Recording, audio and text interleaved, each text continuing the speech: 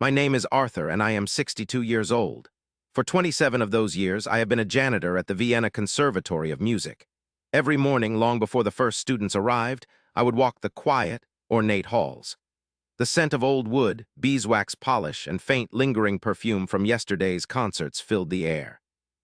My days were a rhythm of scrubbing floors, emptying waste bins, and carefully dusting the grand pianos in the practice rooms, each one a magnificent beast of wood and ivory, silent until a student's hands brought it to life. I loved the music that poured from these rooms, even if it was just scales and arpeggios at times. It was a beautiful, constant backdrop to my otherwise very quiet life. I lived alone in a small apartment not far from the conservatory, a place filled with sturdy, old furniture and the scent of the herbal tea I drank every evening. My hands, though strong from years of work, sometimes ached with a deep, quiet longing. You see, when I was a boy, I dreamed of being a pianist. Not a grand virtuoso, no, just someone who could sit at the keys and make the beautiful sounds that came so easily to others. But life had other plans for my family. We didn't have the money for lessons, let alone a piano. My father was a humble baker, and every penny went into keeping food on the table. So my dream became a private, silent symphony played only in my head as I listened to the radio.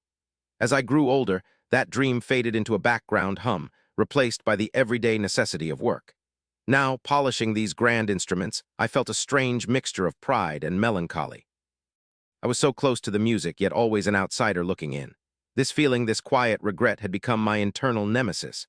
It was the whisper in my ear telling me, "It's too late for you, Arthur. You missed your chance. Your life is just cleaning up other people's masterpieces."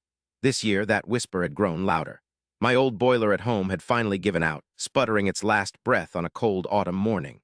The cost of a new one was simply astronomical for my janitor's salary.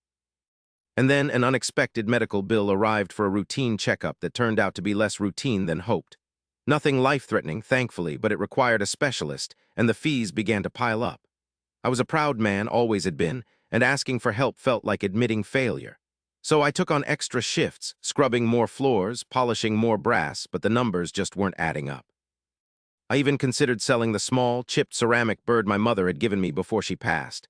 A silly little thing that sat on my windowsill, but the thought of it brought a lump to my throat. It felt like selling a piece of my past, a piece of her. One particular student started to catch my eye. Her name was Clara, a young woman with intense, bright eyes and a cascade of dark hair. She would practice late into the evenings, long after other students had packed up their sheet music and gone home. I often saw her sitting alone in the hallways, munching on a dry biscuit, her brow furrowed in concentration, even without a piano in front of her. It didn't take a genius to figure out she didn't have a piano at home. I saw myself in her, that fierce passion for music burning brightly despite difficult circumstances. I started doing small things for her, leaving a small cup of hot herbal tea by the practice room door when she was deep in practice, finding an old but perfectly good piece of sheet music I thought she might enjoy and leaving it on the piano. These small acts gave me a surprising sense of purpose, a tiny spark in the quiet monotony of my days. As my own financial troubles mounted, the boiler still broken, the medical bills looming, I grew more desperate. My old car, a reliable friend for 15 years, decided to join the chorus of mechanical failures, making my commute much longer and colder. I was working until my bones ached, my spirit growing heavier with each passing day. The idea had been forming in my mind for weeks, a risky, rebellious thought that went against every rule I had ever followed. I decided I would leave one of the practice rooms unlocked for Clara. Just one. It was against conservatory policy, a serious breach of security, and it could cost me my job, my only means of support. But the thought of her talent going unfulfilled, of her having to stop practicing just because she didn't have a piano, gnawed at me. My internal nemesis, the voice of doubt, screamed, "Don't be foolish, Arthur. You'll lose everything. What difference will it make?" But the image of Clara's determined face, her slender fingers moving silently over an imaginary keyboard, silenced the doubts. One cold Tuesday night, after ensuring everyone else had left, I quietly left the grand practice room, room 3B, unlocked, the keys hidden beneath a loose floorboard in my own small janitor's closet. My heart pounded in my chest. The next morning, I found a small, handwritten note on the piano in room 3B. "Thank you, Arthur." My name was scrawled at the bottom. A wave of warmth spread through me. She knew, and she was grateful. For a few days, a quiet joy hummed beneath my skin. Maybe, just maybe, I was doing something meaningful. But then the storm broke. A stern notice appeared on the staff bulletin board. Security breach, unauthorized access to practice room 3B. It sent a jolt of icy fear through me. And then the very next day, a summons to the head administrator's office. I walked in, my hands clammy, my heart a hammer against my ribs.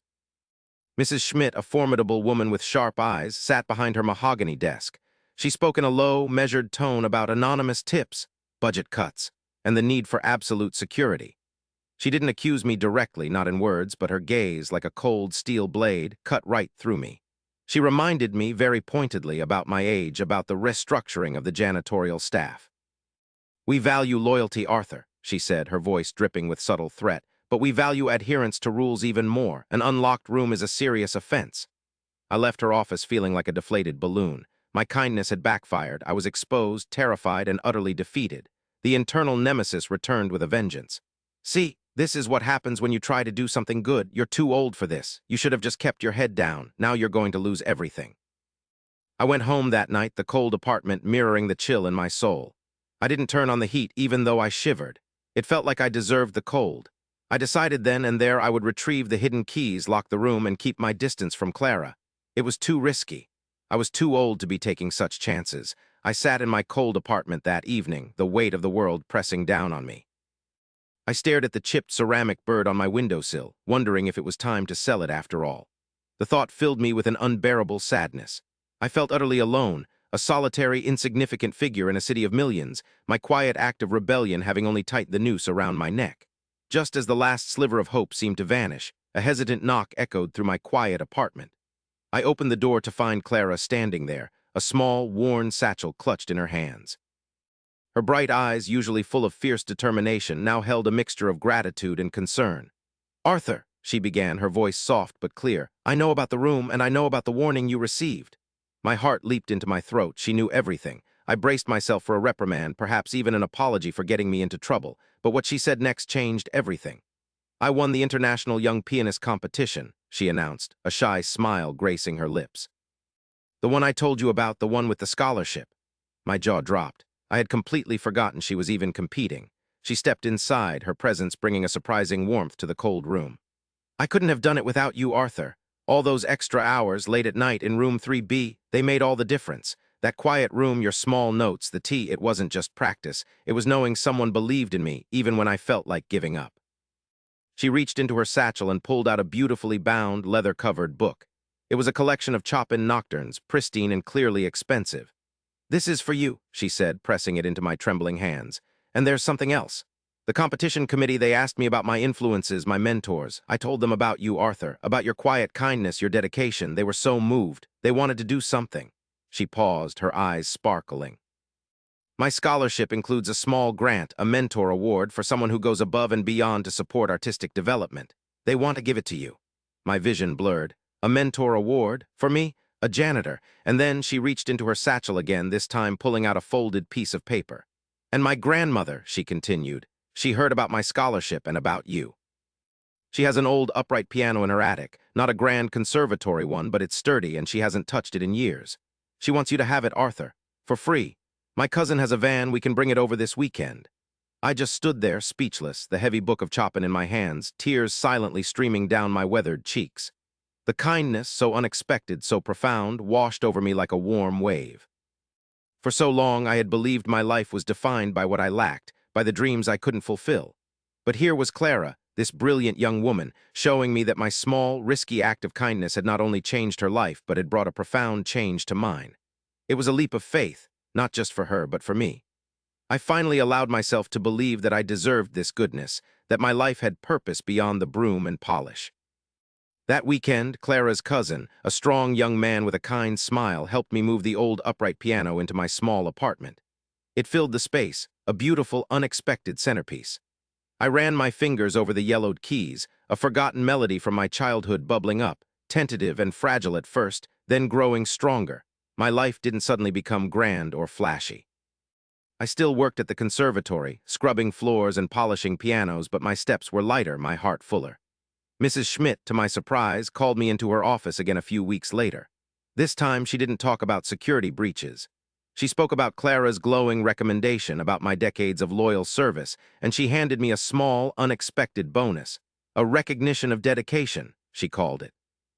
I continued to mentor Clara, not in formal lessons, but as a quiet, encouraging presence in her life. I attended her concerts, always sitting in the back, beaming with pride. In return, she often stopped by my apartment, sometimes just to play a piece for me on my upright piano, filling my small space with glorious music. I also started taking lessons myself, just simple ones from a kind, retired teacher who lived in my building, finally learning the notes to the melodies that had lived only in my head for so long. I found a new sense of connection, a beautiful ripple effect from that one unlocked door. I started volunteering at a local community center, teaching basic piano to children who reminded me so much of myself, eager for music but without the means. I learned that accepting kindness was just as important as giving it. One quiet evening, as I sat at my upright piano, playing a simple, slightly clumsy rendition of a Chopin nocturne, I looked at the chipped ceramic bird on my windowsill. I realized then that the music had always been within me, a silent potential waiting for the right chord of connection to bring it out. It was a strange, beautiful twist of fate that a simple act of secret kindness, born from a lifetime of quiet dreams, could unlock not only a practice room for a talented student, but also the music that had been trapped inside my own heart for 62 years. Things truly do get better, sometimes in the most unexpected and harmonious ways.